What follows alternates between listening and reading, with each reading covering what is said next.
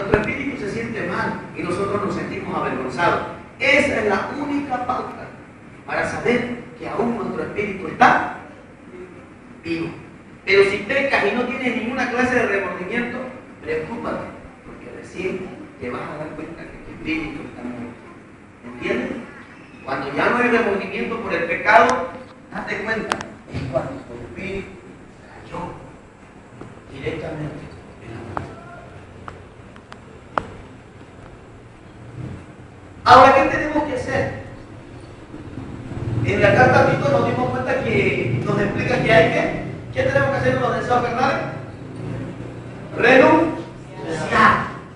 Pero para renunciar tenemos que confesarnos, no delante del pastor. El pastor tal vez se da cuenta, pero usted tiene que renunciar delante de Dios.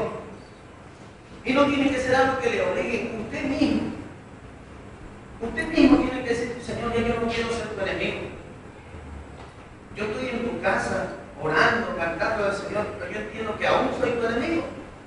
Lo que tiene que hacer es renunciar a sus deseos carnales. Ahora, ¿cómo se hace eso de renunciar? Porque dice en Efesios que hay la voluntad de la carne.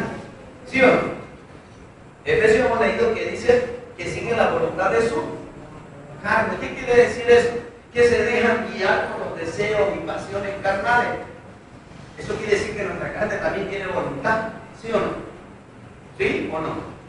¿Sí? ¿Tiene voluntad? Ahora, lo único que tenemos que hacer es cambiar de voluntad. Ya no ser guiados por la carne, sino ser guiados por el Espíritu. Sembremos en el Espíritu y vamos a cosechar vida eterna, mis hermanos míos. Es la única forma. Sin Cristo, escuchen bien, vivimos bajo la voluntad de la carne. Si no dependemos constantemente de Cristo, vivimos, escuchen bien, lejos, alejados de Cristo. Sin Cristo no podemos tener el control de nuestra carne, porque en Gálatas dice que el Espíritu está en contra de la carne y la carne está en contra de él. Y estos dos se oponen para que no hagamos lo que nosotros queremos.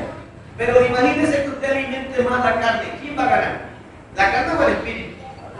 La carne. Si usted alimenta más al espíritu, ¿quién va a ganar? ¿La carne o el espíritu? El espíritu. Cuando queremos hacer cosas buenas, ¿quién se opone en nosotros? La carne. Cuando queremos hacer cosas malas, ¿quién se opone en nosotros? El espíritu. Porque estos dos se oponen entre sí para que no hagamos lo que querramos. Hermanos míos, entonces tenemos que cambiar de voluntad. Dejar de ser guiados por el espíritu de la carne o por la voluntad de la carne y ser guiados por el espíritu. Porque eso nos conviene. Vamos a leer Efesios 2, capítulo 2, versículos 4 y 5. Efesios 2, 4 y 5, lo que continúa del versículo dice: pero Dios, que es rico en ¿qué? Misericordia. En misericordia, por su gran amor con que nos amó, aun estando nosotros muertos en pecado, nos dio vida juntamente con Cristo, y por gracia soy salvo. Hermanos míos, podemos dejar esos apetitos carnales, esas pasiones desordenadas. Y usted dirá, pero pastor, yo ya no tengo eso. Muy bien, pero le sirve para poder anunciar a los demás. Pero hermano mío, si usted descubre que aún tiene cierta amistad con el mundo, renuncia a ella. Porque no solamente lastima, no solamente usted se lastima, no solamente lastima a los que quieren, no solamente lastima tal vez a su esposa o a su esposo o a su hijo. Miren lo que piensa Dios en Génesis 6, 5 y 6. Vámonos. Génesis 6, 5 y 6.